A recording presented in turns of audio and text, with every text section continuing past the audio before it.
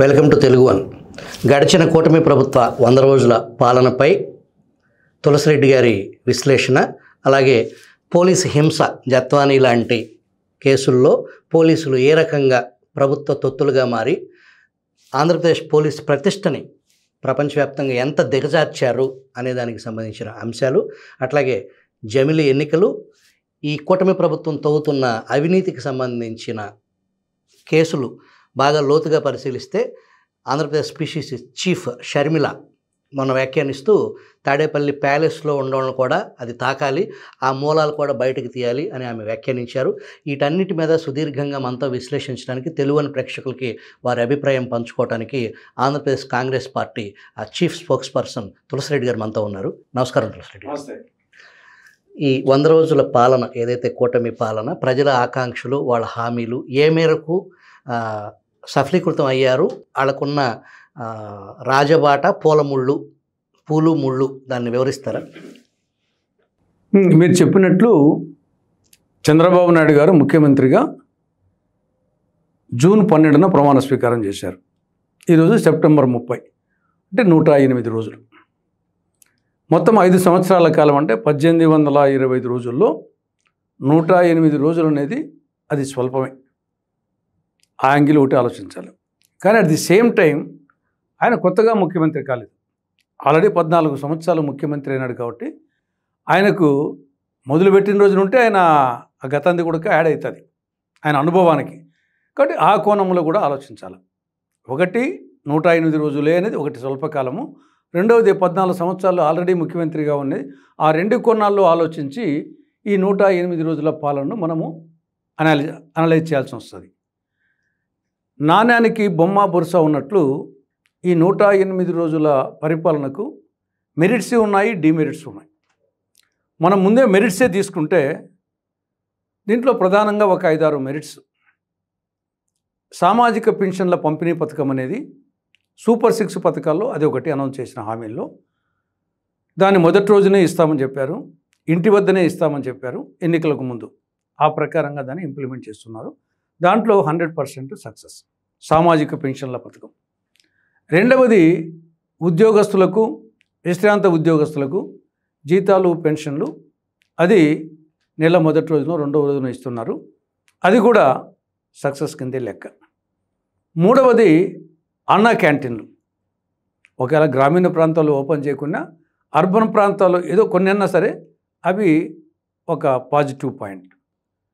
నాలుగవది అమరావతి రాజధానికి సంబంధించి యాంబిగ్యూటీ, కన్ఫ్యూజన్ లేకుండా ఇంకా రాష్ట్ర రాజధాని అమరావతి ఉంటుంది. సరే, ఇంకా పనులు డెవలప్గా మొదలు పెట్టినప్పటికీ క్లియరెన్స్ ఎంత క్లియరింగ్ చేసేది అదంతా అయింది. కాబట్టి ఇంకా 3 ముక్కలాటకు తెరదించి ఆంధ్రప్రదేశ్ రాజధాని అమరావతిగా ఉంటుందని ఒక ఆ కన్ఫ్యూజన్ లేకుండా చేసింది. అది ఒక ఆల్రెడీ ఆయన శ్వేతపత్రం ప్రకటించాడు, దాన్ని విజిట్ చేశాడు, కొంత జంగిల్ క్లీన్ చేశారు. ఆ క్లారిటీ అనేది ఇది కూడా ఒక పాజిటివ్ పాయింట్. నెక్స్ట్ పోలవరానికి సంబంధించి ఇంకా పూర్తి స్థాయిలో దాని పనులు మొదలుపెట్టినప్పటికీ ఇప్పుడు నీరు ఉన్నది కాబట్టి ఎనీహౌ ఆడికి పోవడము, శ్వేతపత్రం ప్రకటించడము, ఏదో కేంద్ర ప్రభుత్వం వచ్చేసి ఒక 1200 కోట్లు 12,000 కోట్లు ఇస్తామని చెప్పడము, అది ఇంకా ప్రారంభం కానప్పటికీ సంథింగ్ పోలవరం గురించి కొంత ఆశ చిగురింపజేసడము, ఇది ఓవరాల్గా ఈ 5-6 ఫ్యాక్టర్స్ మెరిట్స్ కింద చెప్పచ్చు ఈ 108 రోజులకు. కానీ at the same time demerits కూడా చాలా ఉన్నాయి. మనం డిమెరిట్స్ చూసుకుంటే జగన్ ఓడిపోయేదానికి, చంద్రబాబు కూటమి గెలిచేదానికి ప్రధాన కారణాలు 2: జగన్ ప్రభుత్వ వైఫల్యాలు, చంద్రబాబు నాయుడు గారి కూటమి ఇచ్చినటువంటి సూపర్ 6 హామీలు. మిగతా అనేకం ఉన్నప్పటికీ సూపర్ 6 హామీలు ఈ 2 ప్రధాన కారణం. జగన్ వైఫల్యాలు, సూపర్ 6 హామీలు. సూపర్ 6 హామీల్లో ఇప్పటికి నేను చెప్పినట్టు ఒక్కటే అమలైంది, ఏది సామాజిక పెన్షన్ల ఎన్హాన్స్మెంట్, పంపిణీ. ఇంకా మిగతా 5 అవి చాలా ముఖ్యమైనవి. ఒకటేమో నిరుద్యోగ యువతకు సంబంధించి నిరుద్యోగ భృతి నెలకు 3,000 రూపాయలు, ఇంతవరకు అది ప్రారంభం కాలేదు. రెండవది విద్యార్థులకు సంబంధించి తల్లికి వందనం పథకం కింద స్కూలుకు వెళ్ళే ప్రతి విద్యార్థికి ఏడాదికి 15,000 రూపాయలు, అది ఇంకా ప్రారంభం కాలే. మూడవది రైతులకు సంబంధించి అన్నదాత సుఖీభవ. ఇది ప్రతి ఏటా ప్రతి రైతు కుటుంబానికి 20,000 రూపాయలు. ఆల్రెడీ ఖరీఫ్ సీజను ముగింపు దశకు వచ్చింది. రైతులు ఎదురు చూస్తున్నారు ప్రభుత్వ ఆర్థిక సహాయం కోసం. కొన్ని ప్రాంతాల్లో వరదలు, కొన్ని ప్రాంతాల్లో కరువు, మామూలుగానే వ్యవసాయం గిట్టుబాటు కావడం లేదు. దానికి తోడు ప్రకృతి వైపరీత్యాలు, దానికి తోడు హామీ. ఇది రైతులకు సంబంధించి సీజన్ ముగుస్తూ ఉంది. దాని గురించి ఇంతవరకు ఇంప్లిమెంట్ కాలేదు. నాలుగవది మహిళలకు సంబంధించి 3 హామీలు. ఒకటి ఉచిత బస్సు ప్రయాణం, రెండవది 3 గ్యాస్ సిలిండర్లు, మూడవది 19 నుండి 59 సంవత్సరాల ఉండే మహిళలకు 1,100 రూపాయలు ఇస్తామని చెప్పడం. అవి ఇంప్లిమెంట్ కాలేదు. ఇంకా ఎస్సీ, ఎస్టీ, బీసీ, ముస్లిం మైనారిటీలకు 50 సంవత్సరాలకే పెన్షన్ అని చెప్పారు. కాబట్టి ఆ ప్రకారంగా చూసుకున్నప్పుడు 6 సబ్జెక్టులు పరీక్ష పెడితే ఒక్క సబ్జెక్ట్ ఏమో 100కి 100 మార్కులు వచ్చినాయి. మిగతా 5 సబ్జెక్టులో అన్నిటికీ 0, 0, 0, 0. అంటే 600 మార్కులకు 100 మార్కులు వచ్చాయి. అంటే 100కి 17 మార్కులు వచ్చినాయి. సూపర్ 6 వరకే చూస్తే. అంటే 35 వస్తే మామూలు పాస్, 50 వచ్చే సెకండ్ క్లాస్, 60 వచ్చే ఫస్ట్ క్లాస్, 75 వచ్చే డిస్టింక్షన్. కాబట్టి డిస్టింక్షన్ రాలే, ఫస్ట్ క్లాస్ రాలే, సెకండ్ క్లాస్ రాలే, ఆర్డినరీ పాస్ కాలేదు, సూపర్ 6 వరకు చూస్తే. కాబట్టి ఇది ఎలా ఉందంటే మోహన్ బాబు సినిమా అవుతుంది, తప్పు చేసి పప్పు కూడు అని. దాంట్లో ఇంతన్నాడు అంతన్నాడే గంగరాజు, ముంతమామిడి పండన్నాడే అని చెప్పేసి ఒక పాట ఉంది. ఆ ప్రకారంగా ఎన్నికలకు ముందు అంతన్నాడే చంద్రబాబు, ఎన్నికలైపోయినాక ఏమీ కాలేదు అన్నట్టుగా ఎన్నికలకు ముందు ఏరు దాటినంత వరకు ఓడమల్లన్నా, ఏరు దాటినాక బోడిమల్లన్నా అనే పరిస్థితి అని చెప్పేసి ఇప్పుడిప్పుడే స్టార్ట్ అయింది ప్రజల్లో.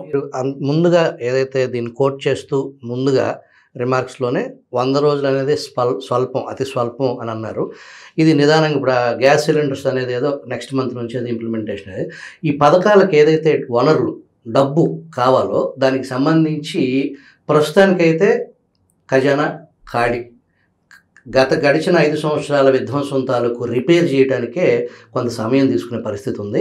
రాష్ట్ర ఆదాయం పెంచుకుంటూ ఎలాగో అప్పు చేయాల్సిందే. ఇవి నెరవేర్చే పరిస్థితి ఉందా? మీ యాజ్ ఎ సీనియర్ లీడర్గా మీకు అనిపించే పరిస్థితి, అది ప్రజలకి ఇది లేట్ అయినా సరే అందుతుందంటారా? ఇప్పుడు ఒకటి, జగన్ ప్రభుత్వము అలివిగానే అప్పులు చేసింది, శక్తికి మించి అప్పులు చేసింది, రాష్ట్రానికి రుణాంధ్రప్రదేశ్ చేసింది అని అందరికీ తెలుసు. మాకు తెలుసు, చంద్రబాబు నాయుడు గారికి తెలుసు, అందరికీ తెలుసు, ప్రజలకు తెలుసు. అన్నీ తెలిసే ఈ హామీలు ఇచ్చింది, తెలియకుండా హామీలు ఇవ్వలే. అందులో ఆయన అనుభవజ్ఞ ముఖ్యమంత్రి కాబట్టి తెలిసే హామీలు ఇచ్చారు. కాబట్టి ప్రజలు వచ్చేసి ఈయన అనుభవజ్ఞుడు, చేస్తాడు అనే ఒక నమ్మకంతో వచ్చేసేసి ఇంత 164 సీట్ల వాళ్ళ కూటమికి రావడం అనేదంటే అది అనూహ్యమైనటువంటి విజయానికి కారణము. ఈయన హామీలు నమ్మారు. జగన్మోహన్ రెడ్డి వైఫల్యాలను ఎంత విరక్తి చెందారో, చంద్రబాబు నాయుడు చెప్పిన హామీలను ఆయన అమలు చేయగలడు అనే ఒక నమ్మకం వచ్చేసి రెండు కలిసి ఈ స్థాయికి వచ్చింది. కాబట్టి అప్పుడు న్యాచురల్గా వచ్చేసి ఎక్స్పెక్టేషన్స్ ఉన్నప్పుడు దాన్ని ఆ యొక్క తొందరగా వ్యతిరేకత వచ్చేదానికి కూడా ఆస్కారాలు ఉంటాయి. మీరు చెప్పినట్టు తెలుసు, ప్రజలకు కూడా తెలుసు అప్పుల పరిస్థితి ఇవన్నీ, కానీ చెప్పినాడు కదా అనేది ఒక యాంగిల్ ఆలోచిస్తారు. ఇంకొకటి ఏమంటే సరే అంత ఇప్పుడు పిండి కొద్దీ రొట్టె, పిండి ఉంటే రొట్టె చేయొచ్చు, చిన్న రొట్టె, పెద్ద రొట్టె, 1, 2, 3. వెంట్రుకలు అనేది ఉంటే జడ వేసుకోవచ్చు, కొప్పు చుట్టుకోవచ్చు, వాల్ జడ వేసుకోవచ్చు, 2 రోజులు వేసుకోవచ్చు. కాబట్టి మీరు చెప్పినట్టు ముందు డబ్బు అనేది ఉంటే సంక్షేమ కార్యక్రమాలు, అభివృద్ధి కార్యక్రమాలు, మౌలిక సదుపాయాలు అన్నీ చేయొచ్చు.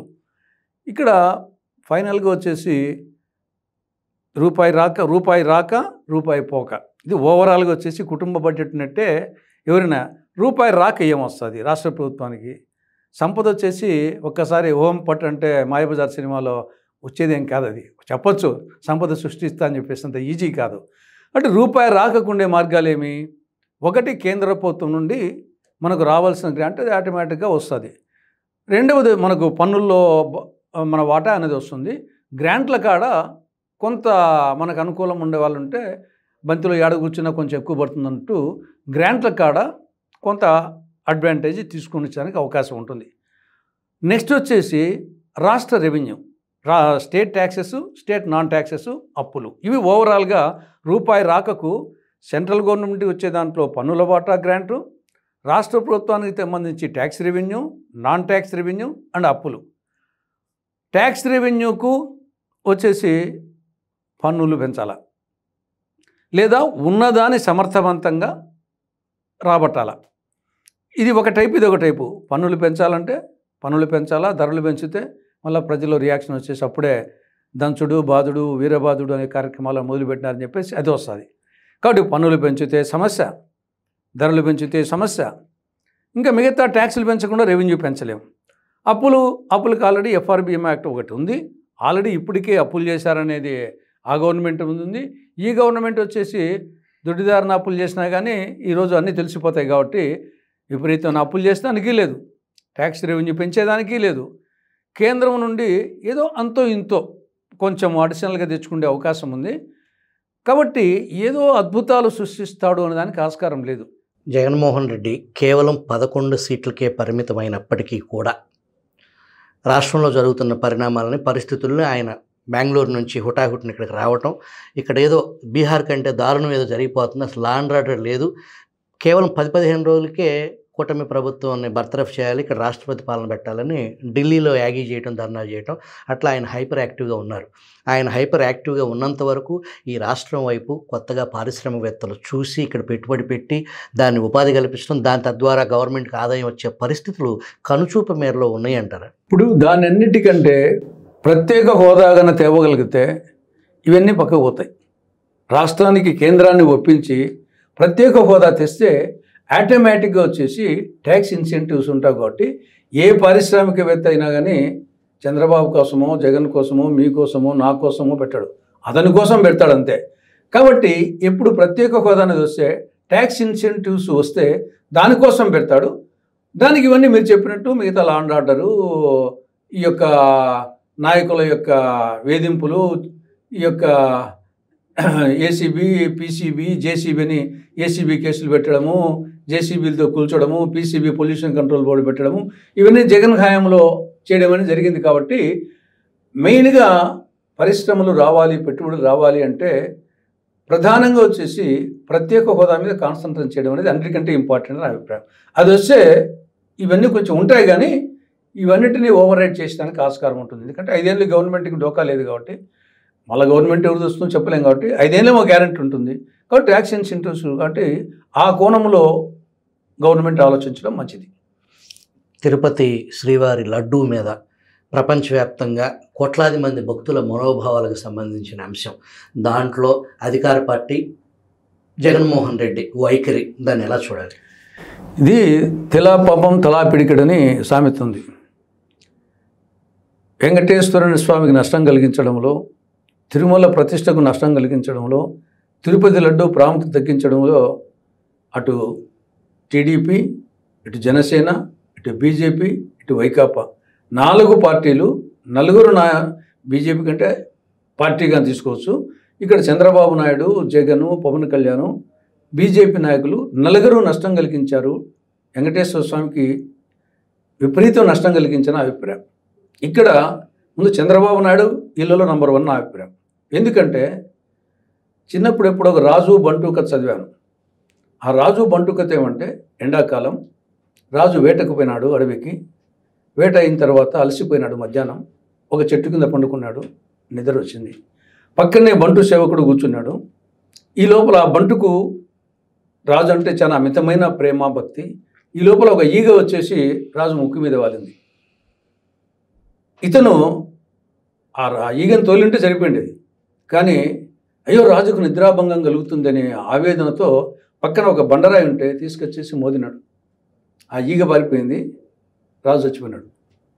చంద్రబాబు నాయుడు గారు చేసిన పని కరెక్ట్గా, ఆయన ఏ ఉద్దేశంతో చేశాడు కానీ ఓవరాల్గా నష్టం కలిగించింది వచ్చేసి వెంకటేశ్వర స్వామికి, తిరుమల లడ్డుకు, తిరుమలకు కలిగించాడు. దానికి వీళ్ళందరూ యాడ్ చేస్తున్నారు. ఒకవైపు ఈవో ఏమంటున్నాడు, చంద్రబాబు నాయుడు గారు నియమించిన ఈవో శ్యామలరావు గారే నెయ్యి కల్తీ జరిగింది వాస్తవం, కానీ కల్తీ జరిగిన నెయ్యిని లడ్డులో వాడలేదు, ఎనికి పంపించాము అని ఆయన అంటున్నాడు.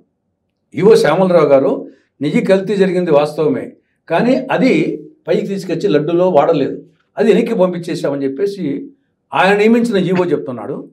చంద్రబాబు నాయుడు గారు ఏమంటున్నారు, లేదు కల్తీ జరిగింది వాస్తవమే, అది లడ్డూలో వాడింది వాస్తవం అని చెప్పేసి చంద్రబాబు అంటారు. అంటే వీళ్ళిద్దరిలో ఎవరి కరెక్ట్? ఈవోది కరెక్టా, సీఎంది కరెక్టా? ఇక్కడ ఒక క్లారిటీ లేదు. సీఎం చెప్పిందే కరెక్ట్ అనుకున్నాం. ఎవరి హయాంలో కల్తీ జరిగింది? ఆయన హయాంలోనే కదా. టెండర్ వేసిందేమో జగన్ ప్రభుత్వ హయాంలో మార్చిలో, ఆర్డర్ ఇచ్చిందేమో సప్లై ఆర్డర్ ఇచ్చింది మేలో, అది జగన్ హయాంలోనే. కానీ సరఫరా చేసింది ఎప్పుడు? సరఫరా చేసింది ఈయన హయాంలో జూన్ 12 నుండి స్టార్ట్ అయింది. ఈయన ప్రమాణ స్వీకారం చేసిన రోజు నుంచి జూలై 12 వరకు 12 లారీలు వచ్చినాయి. ఈ యొక్క కల్తీ జరిగింది అని చెప్పిన లారీలు జూలై 6, జూలై 12. ఎవరప్పుడు ముఖ్యమంత్రి? ఈయన కదా, చంద్రబాబు కదా. కాబట్టి ఒకవేళ ఆయన చెప్పింది వాస్తవం అయితే నీ హయాంలోనే కల్తీ జరిగింది. టెండర్ అప్పుడు వాడి ఉండొచ్చు, సరఫరా సరుకు వచ్చింది నీ హయాంలో. కాబట్టి ఇది సెల్ఫ్ గోల్ కొట్టుకున్నట్టే.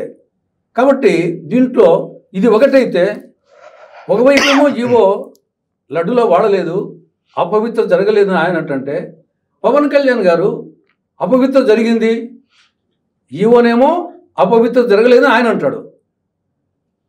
పవన్ కళ్యాణ్ ఏమో అపవిత్రం జరిగిందని చెప్పేసి ఈయన పశ్చాత్తాప దీప్తి అంటాడు, దీక్ష. ఎవరిది కరెక్ట్? ఆయనది కరెక్ట్ అయితే ఈయన రాజీనామా చేయాలి, ఈయన కరెక్ట్ అయితే ఆయన సస్పెండ్ చేయాలి, తొలగించాలి. పవన్ కళ్యాణ్ కరెక్ట్ అయితే ఈవోని వచ్చేసి రిమూవల్ చేయాలా, ఆయనది కరెక్ట్ అయితే ఈయన ఉప ముఖ్యమంత్రికి రాజీనామా చేయాలి. అయినా ఎవరు ప్రాయశ్చిత్త దీక్ష చేసేది? తప్పు చేసిన వారు. ఆయన చేసినాడు ఏమన్నా తప్పు? నువ్వు తప్పు చేయనప్పుడు నువ్వు ప్రాయశ్చిత్త దీక్ష చేస్తావు? నువ్వు చేయాల్సిన పనులు అనేకం ఉన్నాయి. నీ శాఖ ఎటువంటి శాఖ? Panchayati Raj, rural development, forestry, environment. కాబట్టి అనేక సమస్యలు. నువ్వు వచ్చేసి మొన్న గ్రామ సభలు జరిపావు, బ్రహ్మాండం, అప్రిషియేట్ చేసావు అందరం. దానికి ఇంకా పంచాయతీలకు విధులు, నిధులు, అధికారాలు బదిలీ చేయాల్సింది ఉంది. గ్రామీణ రోడ్లు ఇంకా అధ్వానంగా ఉన్నాయి. స్వచ్ఛ భారత్ కింద వచ్చేసి సంపద కేంద్రాలు దరిద్ర కేంద్రాలుగా ఉపయోగం లేకుండా ఉన్నాయి. ఫారెస్ట్ క్లియరెన్స్ రాక అనేక జాతీయ రహదారులు, కొన్ని ప్రాజెక్టులు నిలిచిపోయి ఉన్నాయి. నువ్వు చేయాల్సిన పని అంతూ ఉంటే 11 రోజుల పాటు వచ్చేసి నువ్వు ఊడ్చుకుంటూ తుడుచుకుంటూ పంచి కట్టుకొని చేయాల్సిన కార్యక్రమాలు అవి. నువ్వు తప్పు చేయలేదు. కాబట్టి ఈ విషయంలో ఇంకా దీన్ని వచ్చేసి రేపు వచ్చేసి లడ్డు కొనాలంటే భయం, లడ్డు తినాలంటే భయం.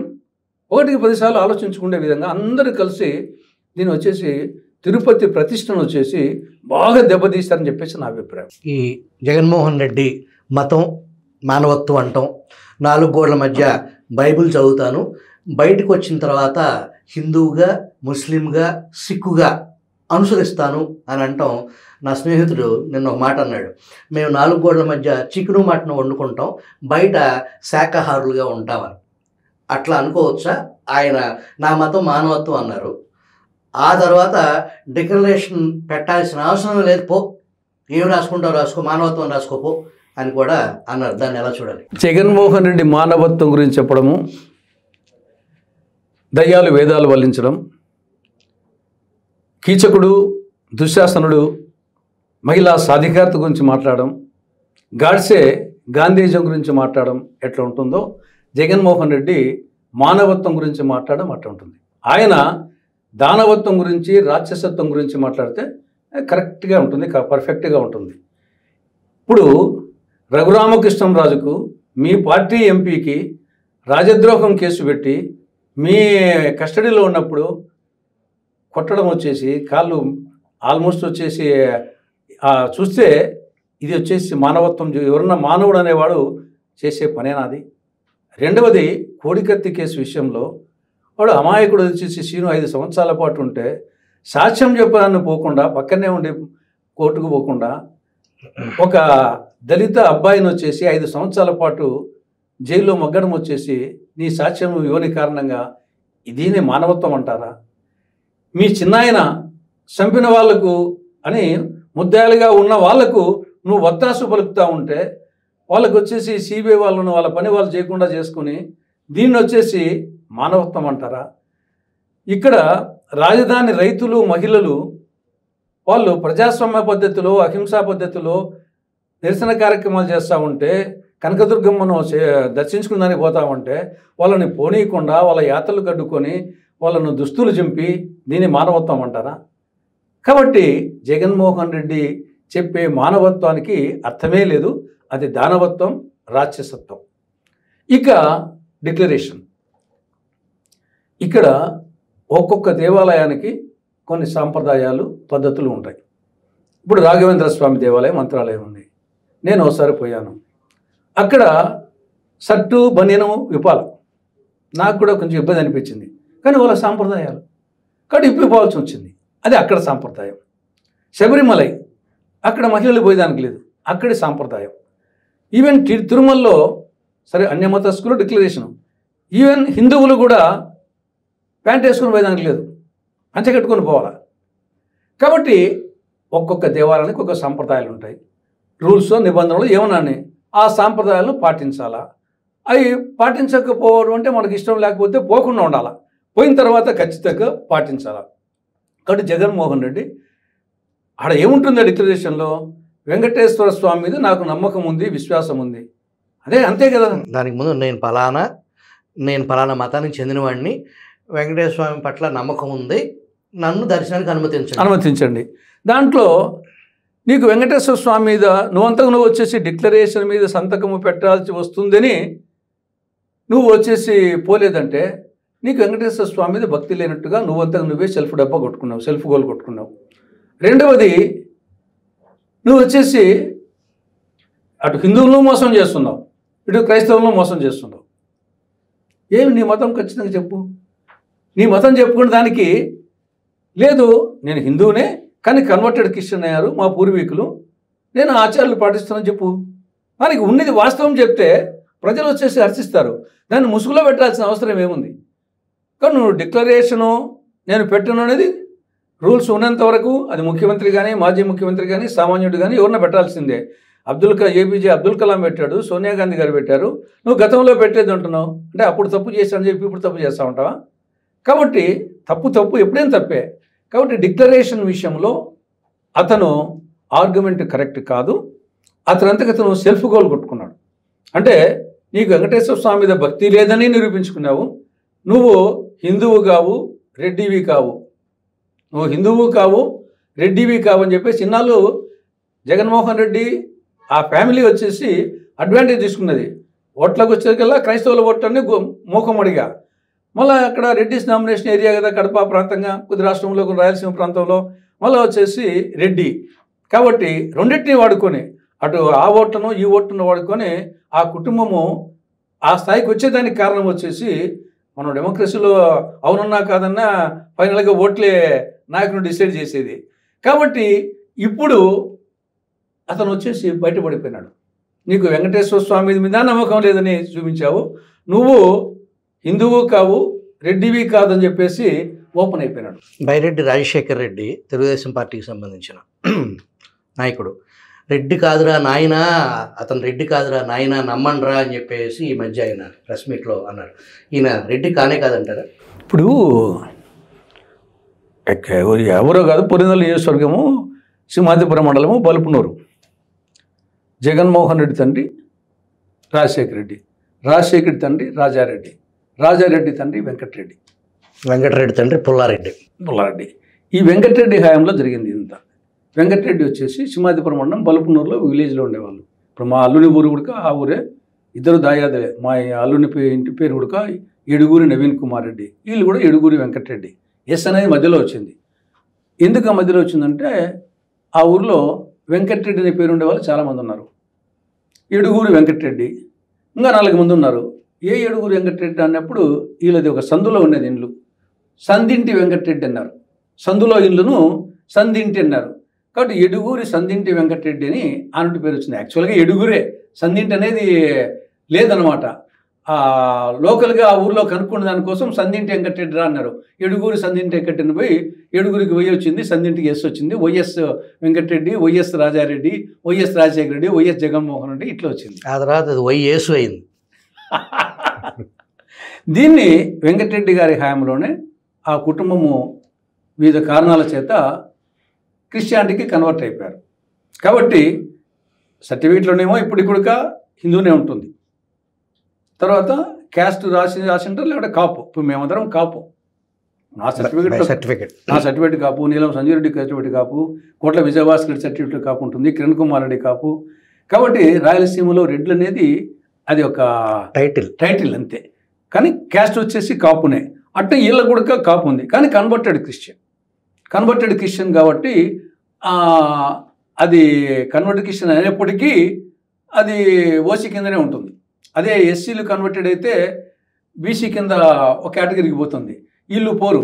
కాబట్టి ఆచార వ్యవహారాలన్నీ క్రిస్టియానిటీనే. కాకపోతే అంటే ఒరిజినల్ క్రిస్టియన్స్ కాదు, కన్వర్టెడ్ క్రిస్టియన్స్. మరి ఎన్నికలకు ముందు ఆ వైజాగ్ స్వామిని తీసుకుని ఋషికేశ్ వెళ్ళి మునగటాలు, ఈ డ్రామా, దీన్ని ఎలా అర్థం చేసుకోవాలి? ఎంత పొలిటికల్ డ్రామానే. ఓట్ల కోసం కోటి విద్యలు కూటి కొరికే అని మన పూర్వీకులు ఊరికేం చెప్పలే. ఇవన్నీ ఓట్ల కోసం వాడే నాటకాలు అంతే. ఇటు ఏకకాలంలో హిందువుల్ని, అటు తను నమ్మిన సిద్ధాంతం ఏదైతే 4 గోడల మధ్య బైబిల్ చదువుతానని ఆ క్రిస్టియానిటీని కూడా మోసం చేయటమే కదా. తప్పకుండా ఓట్ల కోసం చేసింది ఇది వచ్చేసి. ఇప్పుడు ముఖ్యంగా హిందువులతో కూడా రెడ్లు ఆ ప్రాంతంలో పులివెందుల నియోజకవర్గం ప్రెడామినెంట్లీ రెడ్డి డామినేటెడ్ ఏరియా కాబట్టి అతను వాళ్ళకు కలిసి వచ్చింది. కన్వర్టెడ్ క్రిస్టియన్ వలన ఎలక్షన్ వచ్చేకల్లా ఎవరన్నా చెప్పని మొత్తం వచ్చేసి ఆ క్రిస్టియానిటీ ఉండేవాళ్ళు, ఎస్పెషల్లీ పేరుకు ఒరిజినల్ క్రిస్టియన్స్ తక్కువగా ఉంటారు, కానీ ఈ మాలా అని పెట్టుకునే వాళ్ళలో 90% క్రిస్టియన్స్గా ఉంటారు. వాళ్ళ ఆచార వ్యవహారాలన్నీ పేరుకు సర్టిఫికెట్లో మాలని ఉంటుంది, ఎస్సీ ఉంటుంది, కానీ వాళ్ళ ఆచార వ్యవహారాలన్నీ క్రిస్టియానిటీనే. అక్కడ మాదిగలో ఉండవు, మాదిగ తక్కువ. మా ఏరియాలో మాదిగ మాల ఇద్దరు ఉంటారు, ఎస్సీనే. కానీ మాదిగ వచ్చేసి వాళ్ళు హిందూ ఆచార వ్యవహారాలే 90% పాటిస్తారు. మాలలో వచ్చేసి 90% క్రిస్టియన్ ఆచార వ్యవహారాలు పాటిస్తారు. వాళ్ళ ఓటుని గంపగుత్తగా పడేటి వచ్చేసి రాజశేఖర హయాం నుండి అది పార్టీకి సంబంధం లేకుండా వాళ్ళ ఫ్యామిలీకి వచ్చేసి గంపగుత్తగా ఓట్లన్నీ పడతాయి. ఇంకా మిగతాదంతా పార్టీ పరంగా, మిగతా వచ్చేసి అది చెప్పుకోవాల్సిన అవసరం లేకుండా పడుతుంటాయి. మిగతా వచ్చేసి రాజశేఖర రెడ్డిని, రాజారెడ్డి రెడ్డిని, ఈ టైపులో వచ్చేసి ఈ ఓట్లు ప్లస్ డబ్బు రాజకీయాలు ప్లస్ క్రిస్టియన్ ఓట్లు వాళ్ళ రాజకీయ ఎదుగుదలకు ఆ క్రిస్టియన్ ఓట్లు చాలా ఉపయోగపడినాయి. గ్రేట్ ఫ్యాక్టర్ అది మూకుమ్మడిగా అది ఏ పార్టీ ఉన్నా కానీ ఆ కుటుంబానికి వచ్చేసి ఆ స్టేజ్ రాడికి వచ్చింది. కాబట్టి చాలా ఒరిజినల్ క్రైస్తవులు చాలా తక్కువగా ఉంటారు, కానీ ఆల్మోస్ట్ వచ్చేసి మాలా కమ్యూనిటీలో 90% కన్వర్టెడ్ క్రిస్టియన్సే. వాళ్ళ ఓట్లన్నీ ఈయన కన్వర్టెడ్ క్రిస్టియన్, ఆయన కన్వర్టెడ్ క్రిస్టియన్. మళ్ళీ క్రిస్టియన్స్లో కూడా రోమన్ క్యాథలిక్స్, తర్వాత చాలా ఉన్నాయి, ప్రొటెస్టెంట్ కూడా ఉన్నాయి. కానీ అవన్నీ అబోవ్ మావాడు అనేది ఆ భావన వచ్చి వాళ్ళ ఎదుగుదలకు అది చాలా ఉపయోగపడింది. అట్ ది సేమ్ టైం రెడ్లు వచ్చేసి ఆయన రెడ్డిగానే భావిస్తూ వచ్చారు, చలామణితో వచ్చారు. అది బాగా అడ్వాంటేజ్ అయిపోయింది పొలిటికల్ ఎదుగుదలకు. గత 5 సంవత్సరాలు జగన్మోహన్ రెడ్డి పాలనలో పోలీసు హింస అది పూర్తి రాజ్యహింసగా మారి, అంతకుముందు ఎన్నడూ ఈ దేశం స్వతంత్రం, బ్రిటిష్ కానీ స్వతంత్ర అనంతరం కానీ అసలు ఈ దేశంలో ఒక సీనియర్ ఐపీఎస్ అధికారులు, డీజీ హోదా అధికారులు 3 ఏకకాలంలో ఒకే కేసులో సస్పెండ్ అవ్వటం, దీన్ని ఎలా చూడాలి? అంటే ఇది జగన్మోహన్ రెడ్డి పీరియడ్లో ఐఏఎస్ వచ్చేసి జేఏఎస్, ఇండియన్ అడ్మినిస్ట్రేటివ్ సర్వీస్ బదులు జగన్ అడ్మినిస్ట్రేటివ్ సర్వీస్గా మారింది. అట్నే ఐపీఎస్, ఇండియన్ పోలీస్ సర్వీస్ బదులు జేపీఎస్, జగన్ పోలీస్ సర్వీస్గా మారింది. దీనికి అనేక కారణాలు. ఒకటి, అతనికి 151 సీట్లు రావడం, నేను ఇంకా 30 ఏళ్ల పాటు ఉంటాను. దీన్ని ఐఏఎస్లు ఐపీఎస్లు వాళ్ళు కూడా భావించారు. ఇంకా 151 సీట్లు వచ్చినాయి, ఈయన 30 ఏళ్ళు నిజంగా ఉంటాడని చెప్పేసి వాళ్ళు ఆ స్థాయికి దిగజారడం అనేది నెంబర్ 1. రెండవది, రాను రాను సమాజంలో వచ్చేసి డబ్బు ప్రభావం ఎక్కువైపోయి ఈవెన్ ఐఏఎస్ ఐపీఎస్లో కూడా అంతకుముందు వచ్చేసి సమాజంలో వాళ్ళు ఎకనామికల్గా పవర్ఫుల్గా ఉండేవాళ్ళు.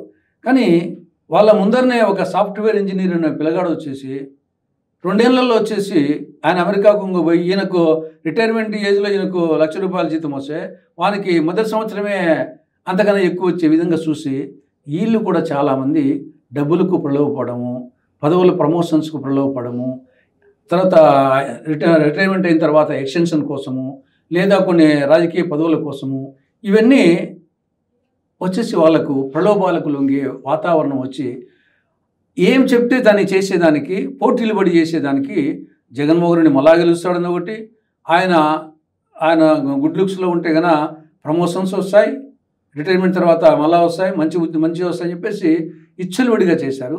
దాని పర్యవసానమే ఈ విధంగా ముందుగానే పోలీసులు వచ్చేసి వాళ్ళు దొంగ కేసులు పెట్టాలనుకుంటే వాళ్ళు ఎవరి మీదైనా పెడతారు. వచ్చేసి ఈవెన్ ముఖ్యమంత్రి మీద కూడా వాళ్ళు పెట్టాలనుకుంటే ఎవరన్నా ఒకరు పోయి ఒక ఎస్సీనో ఒక ఎస్టీనో లేకుంటే ఒక మహిళను పోయి మహిళ నా జాకెట్ చింపాడు ముఖ్యమంత్రి అంటే, లేకుంటే నేను నిన్న ముఖ్యమంత్రి పోయిన కలవని పోయినాను, నన్ను వచ్చేసి మా క్యాస్ట్ పేరుతో తిట్టాడని చెప్పి పెట్టి ఆ ఎస్ఐ గనగన రికార్డ్ చేస్తే కేసు తోలుకుంటుంది. మళ్ళీ తర్వాత కోర్టులో ఉంటుందా ఉండదని. కాబట్టి పోలీసులు అనుకుంటే రాయలసీమ ప్రాంతంలో ఇది చాలా పరిపాటి. వాళ్ళకి సరిపోని వాళ్ళ మీద వాళ్ళే బాంబులు పెడతారు, ఇంట్లోకి తెచ్చి బాంబులు మూల పెట్టి వాళ్ళే కేసు రాస్తారు, వాళ్ళే గంజాయి పెట్టి వాళ్ళే వచ్చేసి బ్రాందీ సీసాలు పెట్టి కాబట్టి గంజాయి పెట్టి కాబట్టి ఇవన్నీ పోలీసులు జనరల్గా చేస్తారు.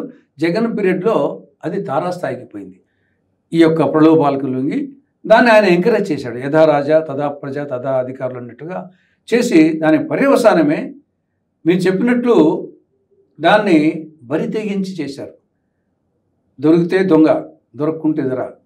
ఈ కేసులో కాదంబరి కేసులో కూడా చిన్న మిస్టేక్ చేశారు. ఏమి ఎఫ్ఐఆర్ పెట్టకముందే టికెట్లు కొన్నారు. ఆ ఒక్క తప్పుతో ఇరుక్కుపోయి వీళ్ళు ముగ్గురు వచ్చినారు. ఎఫ్ఐఆర్ పెట్టిన తర్వాత 2 రోజులకు 3 రోజులకు టికెట్లు కొనిపోయి ఉంటే ఏమీ లేదు. మళ్ళీ కేసు యాజిటీస్గా అంతా జరిగింది వాస్తవమైనప్పటికీ దొంగ ఎక్కడో క్లూ అది ఆడ ఆ బరి తెగించి మరీ ఓవర్ కాన్ఫిడెన్స్తో వాళ్ళు ఎఫ్ఐఆర్ అయిన తర్వాత 2-3 రోజులకు టికెట్ కొని ఉంటే అవును మాకు కేసు పెట్టినారు, మేము ఇన్వెస్టిగేట్ చేసాము, మా పని మేము చేసామనే వాళ్ళు కోర్టు ప్రకారమే కోర్టు పరిధిలో చట్ట పరిధిలో చేసినాము. మేము వచ్చేసి కోర్టుకు పోయినాము, పంపించాము, రిమాండ్ వేశారు, కోర్టు పంపించారు, మాదే ఉంది మనం కానీ ఇక్కడ వచ్చేసి ఆడ చిక్కడము అనేది ప్రధానంగా వచ్చేసి బరి తెగించేసినప్పుడు ఇటువంటివన్నీ వస్తాయి. ఇది జగన్మోహన్ పీరియడ్లో విచ్చలవిడిగా జరిగింది. కానీ ప్రస్తుతం కూడా మనం వచ్చేసి ఏమీ లేదని చెప్పేదానికి లేదు. ఇప్పుడు పొంగనూరు ఉంది, రామచంద్రారెడ్డి ఏం చేసింది తెలుసు, మిథున్ రెడ్డి ఏం దౌర్జన్యం చేసింది తెలుసు, ఎస్పెషల్లీ రామచంద్రారెడ్డి ఆయన మంత్రిగా ఉన్నప్పుడు ఎంత దౌర్జన్యం చేసిందో అందరికి తెలుసు.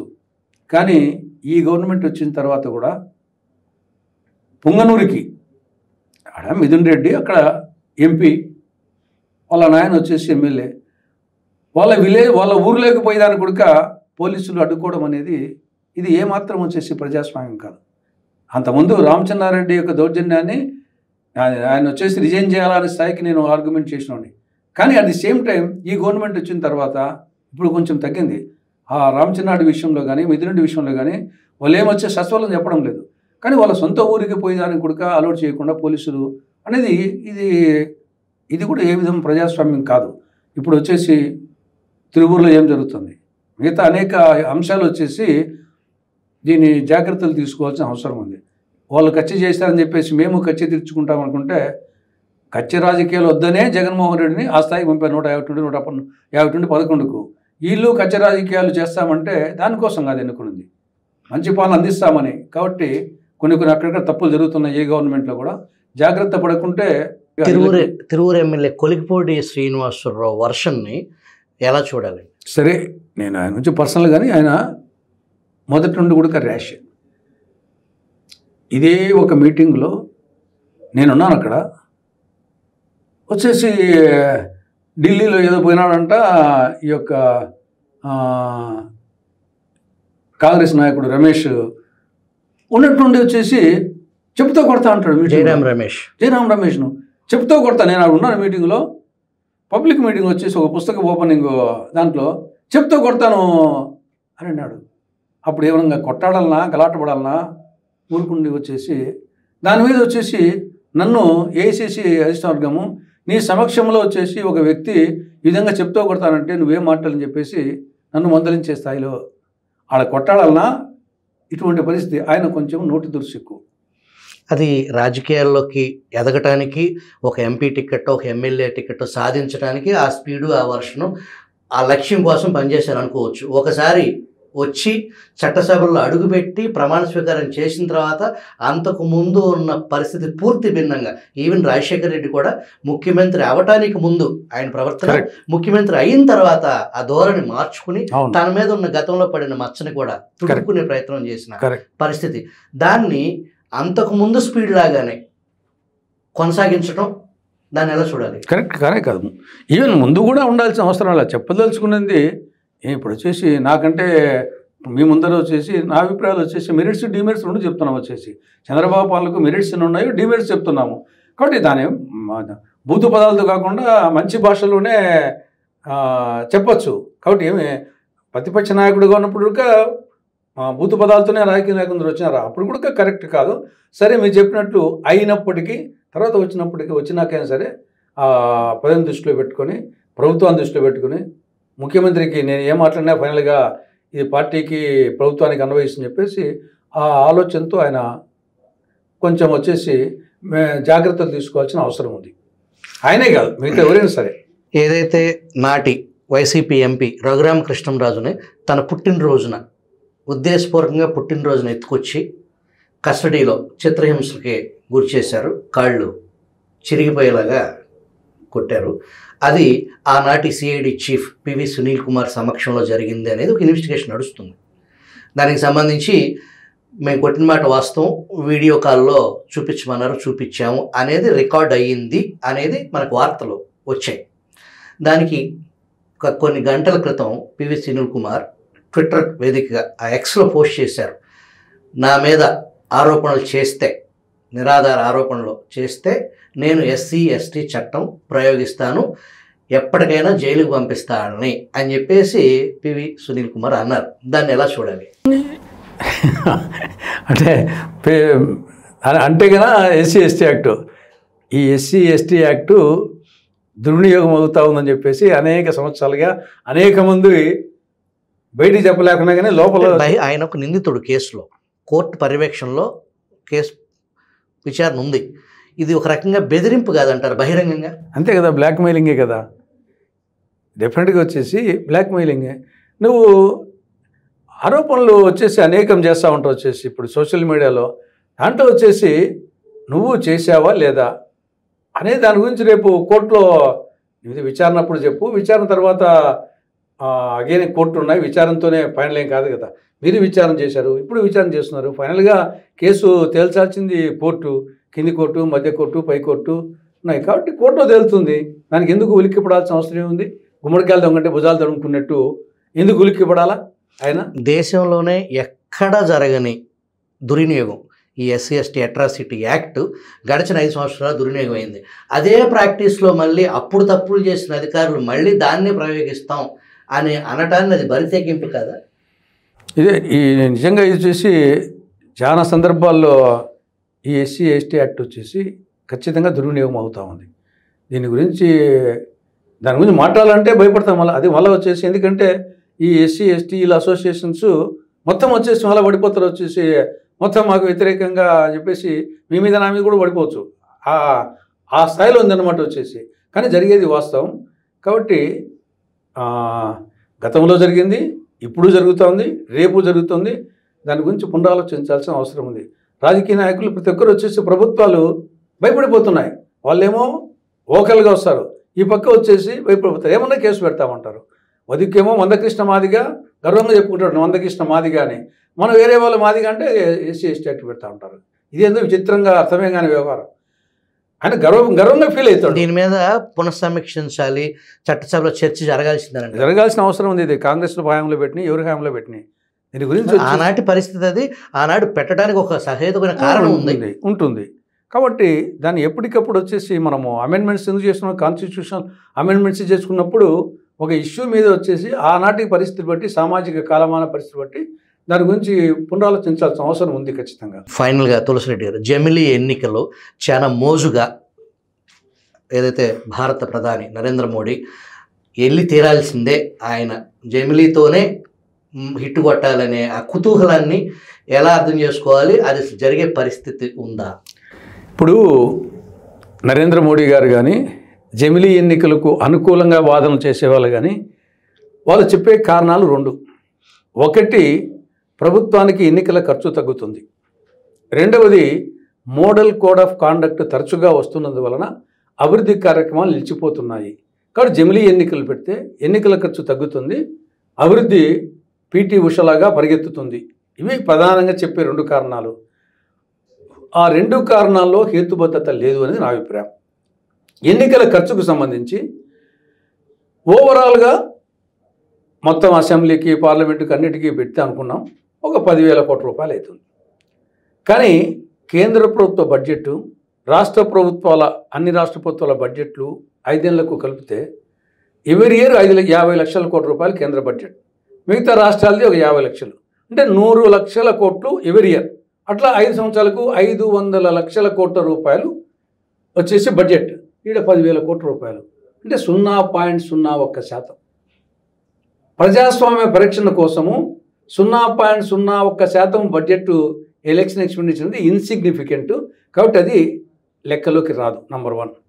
రెండవది, మోడల్ కోడ్ ఆఫ్ కాండక్ట్ తరచుగా వస్తున్నందువలన అభివృద్ధి నిలిచిపోతుంది అంటున్నారు. ఇప్పుడు షెడ్యూళ్లకు, నోటిఫికేషన్కు, కౌంటింగ్కు డ్యూరేషన్ తగ్గించండి.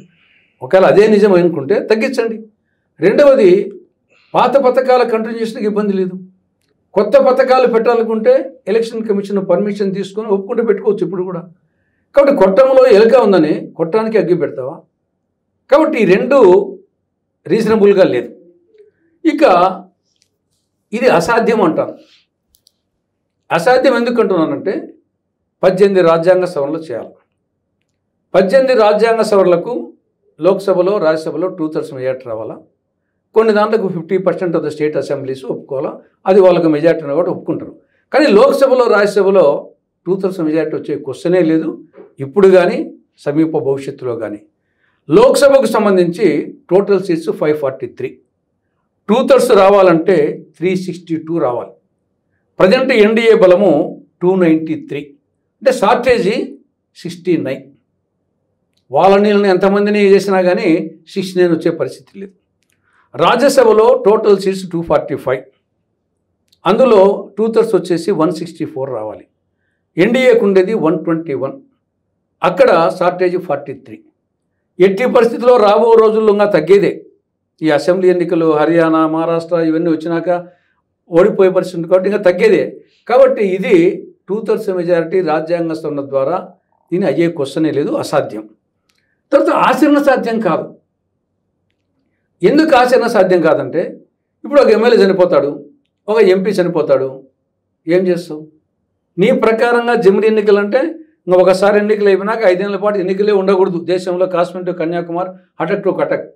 మరి ఇక్కడ ఎమ్మెల్యే చనిపోయిన చోట, ఎంపీ చనిపోయిన చోట ఇంకా ఎన్నికలు పెట్టకూడదే అని, ఎన్నికలు పెడితేనేమో జమిలీ ఎన్నికల కాన్సెప్ట్కి వ్యతిరేకం. ఎన్నికలు పెట్టకుండా పోతే ఆ నియోజకవర్గానికి ప్రాతినిధ్యమే ఉండదు. రాజ్యాంగ స్ఫూర్తికే విరుద్ధం, ప్రజాబద్ధ చట్టానికి వ్యతిరేకం. కాబట్టి ఇది ఆచరణ సాధ్యం కాదు. ఇంకొకటి, ఇది ఫైనల్గా నియంతృత్వానికి దారితీస్తుంది. 1 election, 1 nation 1 election, 1 nation 1 leader, 1 nation 1 party, 1 nation 1 language, 1 nation 1 dress, 1 nation 1 festival, ఫైనల్గా 1 నేషన్ నో ఎలక్షన్ అనే స్థాయికి పోతుంది. అంటే ఈ జమిలీ అడుగులు నియంతృత్వ ధోరణి పోతాయి. మరో చైనా, రష్యా అడుగులు. తర్వాత మంది సమాఖ్య వ్యవస్థ, పెద్ద దేశము, పాపులేషన్ ఎక్కువ, సమాఖ్య వ్యవస్థ. కాబట్టి మనం రాజ్యాంగంలోనే union list, state list, concurrent list అని 7 షెడ్యూల్లో పెట్టుకున్నాము. రూరల్ బాడీస్కి ఏమో, లోకల్ గవర్నమెంట్స్కి 11 షెడ్యూల్లో 29 ఐటమ్స్, అర్బన్ బాడీస్కి 12 షెడ్యూల్లో 18 ఐటమ్స్ పెట్టుకున్నాం. అంటే కేంద్ర ప్రభుత్వం ఏం చేయాలి దానికి ఎంపీలను ఎన్నుకుంటాం, రాష్ట్ర ప్రభుత్వం ఏం చేయాలి అని రాజ్యాంగం నిర్వచించింది దానికి ఎమ్మెల్యేని అనుకుంటాం. అట్లే లోకల్ బాడీస్కు అంటే ఎవరెవరి పాత్ర, ఎవరెవరి డ్యూటీస్ వేరు, దానికి సంబంధించి వాళ్ళని ఎన్నుకోవాలా. అలా కాకుండా మొత్తం అన్ని పండుగలు, అటు ఉగాది, సంక్రాంతి, శివరాత్రి, దసరా, రంజాను, క్రిస్మస్ అన్నీ ఒకే రోజు పెడితే సంవత్సరానికి ఇంకా పండుగలే ఉండవు, పీడపోతుంది, పోలీసులకు ఇబ్బంది లేదు, ఖర్చు తగ్గుతుంది అని అంటే ఎంత అపహాస్యంగా ఉంటుందో. ఇవి దానంతా కదే వస్తే ఓకే. ఇప్పుడు మన రాష్ట్రంలో జమిలీ ఎన్నికలు లోక్సభకు, అసెంబ్లీకి 1999 నుంచి కంటిన్యూస్గా వస్తున్నాయి. అదే దానికి రాజ్యాంగ సవరణలు చేశారు ఏమన్నా? కాబట్టి రాజ్యాంగ సవరణలు చేసి ఈ యొక్క జమిలీ ఎన్నికలు తేవాలి అనేది ఇది కొండందేవి ఎలుకను పట్టినట్టే, కొట్టంలో ఎలుక ఉందని కొట్టానికి అగ్గిపెట్టినట్టే. ఇది మన సంస్కృతికి, భారతీయ సంస్కృతి ఏమి భిన్నత్వంలో ఏకత్వం, యూనిటీ ఇన్ డైవర్సిటీ. కాబట్టి ఫండమెంటల్ మన కాన్సెప్ట్కే, భారతీయ సంస్కృతికే ఇది ఏకత్వంలో ఏకత్వం అవుతుంది, భిన్నత్వంలో ఏకత్వం కాదు. కాబట్టి ఏ కోణములో ఇది ఆచరణ సాధ్యం కాదు, ఇది అసాధ్యము. ఇది Congress party tooth and nail టోటల్గా దీన్ని వ్యతిరేకిస్తుంది. ఇది ఆయన ఏ కోణంలో సమర్థనీయం కాదు. సమర్థించే వాళ్ళు కూడా ఆ రెండు పాయింట్లే, ఆ రెండు పాయింట్లకు కాదు అని చెప్తున్నాం. రెలవెన్స్ లేదు. తర్వాత అభివృద్ధి అంటున్నావు. ఏమిటి అభివృద్ధి? తరచుగా జమిలీ ఎన్నికలు తర్వాత తరచుగా ఎన్నికలు పెడితే అభివృద్ధి జరగదు అంటున్నావు. అమెరికా డెవలప్డ్ కంట్రీనా లేకుంటే అండర్ డెవలప్డ్ కంట్రీనా? డెవలప్డ్ కంట్రీనే కదా. అమెరికాలో ఎన్నికలు ఎన్నిసార్లు జరుగుతాయి? ప్రెసిడెంట్ ఎలక్షన్ ఏమో 4 ఏళ్లకు, November 4th 4 ఏళ్లకు.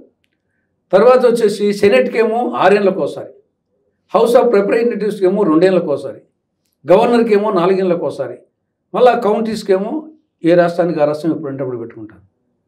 ఇన్ని రకాల ఎలక్షన్స్ అమెరికాలో ఉన్నాయి. అదేం జమిలీ ఎన్నికలు కాదు. మరి అమెరికా డెవలప్ కాలేదా? కాబట్టి డెవలప్మెంట్కు జమిలీ ఎన్నికలకు ముడివేయడము బోడిగుండుకు మోకాలికి ముడివేయడమే. కాబట్టి ఇది ఏమాత్రము సమంజసం కాదు, సమర్థనీయం కాదు. ఇది పిచ్చి తుగ్లక్ చర్య. పిచ్చి తుగ్లక్ ఆ రోజు వచ్చేసి రాజధాని ఢిల్లీ నుండి దౌలతాబాద్కు మార్చాడు. ఏదో అనుకొని ఫెయిల్ అయిపోయాడు. మళ్ళా దౌలతాబాద్ ఢిల్లీకి మార్చాడు. ఇక్కడ కూడా ఒకవేళ అసాధ్యమని చెప్పినట్టు ఫిగర్స్ ప్రకారం జరిగినా కానీ ఇది ప్రాక్టికల్గా మళ్ళీ ఇంపాసిబుల్ అయ్యి మళ్ళీ ఒరిజినల్ సిటీకి పోవాల్సి వస్తుంది. ఈవెన్ మన రాష్ట్రంలో 52 నుండి 67 వరకు దేశమంతా జమిలీ ఎన్నికలే కదా, assembly, parliament, not only Andhra Pradesh. తర్వాత కాల ప్రవాహంలో వచ్చేది. ఇక్కడ కూడా అదే జరుగుతుంది. దానికి తోడు మళ్ళీ అసెంబ్లీ, పార్లమెంటే కాకుండా లోకల్ బాడీస్ అన్నావు. నువ్వు లోకల్ బాడీస్ మళ్ళా రామ్నాథ్ కోవింద్ రికమెండేషన్ ఏమి, అది మళ్ళీ సెపరేట్ అంట, 100 రోజుల తర్వాత అంట. ఇంకా నీకు జమిలీ అర్థమేముంది? నీ ప్రకారంగా జమిలీ ఎన్నికలు ఏమంటే 5 ఏళ్లకు ఒక్కసారి కాశ్మీర్ నుండి కన్యాకుమారి వరకు, కటక్ నుండి కటక్ వరకు లోక్సభకు, అసెంబ్లీలకు, స్థానిక ప్రభుత్వాలకు ఎన్నికలు జరిపి ఇంకా 5 ఏళ్ల పాటు ఎన్నికలు జరపకూడదని కదా. నువ్వు వచ్చేసి ఇక్కడ మూడు దాంట్లోకి ఎన్నికలు సెపరేట్గా ఉండొద్దు అంటున్నావు. ఇప్పుడేమో నువ్వు చెప్పిన ప్రకారంగా 2 దాంట్లో జరిగినట్టే. లోకల్ బాడీకి ఒకసారి, అసెంబ్లీ, పార్లమెంట్కి ఒకసారి, 3 సార్లు బదులు 2 సార్లు జరుగుతున్నాయి. దానికి ఎంత ఎక్స్పెన్సివ్ తగ్గుతుంది, దానికి ఎంత మోడల్ కార్డ్ ఆఫ్ కండక్ట్ వస్తుంది. కాబట్టి దాని తర్వాత ఇప్పుడు కొన్ని 2006లో కొన్ని అసెంబ్లీస్ ఎన్నికలు జరగాల ఒక 3-4 రాష్ట్రాలకు. మరి దాన్ని ఎన్నికలు జరుపుతావా? ఎన్నికలు జరపకుండా పోతే ఎన్నికలు జరిపి మళ్ళీ 2009లో పార్లమెంట్ ఎన్నికలు జరుపుతావా? అప్పుడు 2 మాట ఎన్నికలు జరిపి ఎలక్షన్స్ గురించి ఎక్కువ కదా. లేదు 2006లో ఎన్నికలు జరపకుండా 2009 వరకు రాష్ట్రపతి పాలన పెడతావా? 3 ఏళ్ల పాటు రాష్ట్రపతి పాలన పెడతావా? అదేవిధంగా 2007లో కొన్ని రాష్ట్రాలు ఉన్నాయి, వాటికి 2007లో పెడతావా? లేకుంటే దాన్ని రద్దు చేసి 2009 వరకు, 7 నుండి 9 వరకు రాష్ట్రపతి పాలన పెడతావా? లేకుంటే 2007లో పెట్టి మళ్ళీ 2009లో పెడతావా? మరి 2 మాటలు పెడితే ఎలక్షన్ ఎక్స్పెండిచర్ ఏమవుతుంది, మోడల్ కోడ్ ఆఫ్ కండక్ట్ ఏమవుతుంది? కాబట్టి ఇది పిచ్చి తుగ్లక్ చర్య. ఇది తులసిరెడ్డి గారు సమగ్రంగా పలు రకాల అంశాలపై సుదీర్ఘంగా తెలుగు ప్రేక్షకుల కోసం వారి అభిప్రాయం తెలియపించారు. Thank you very much. Thank you.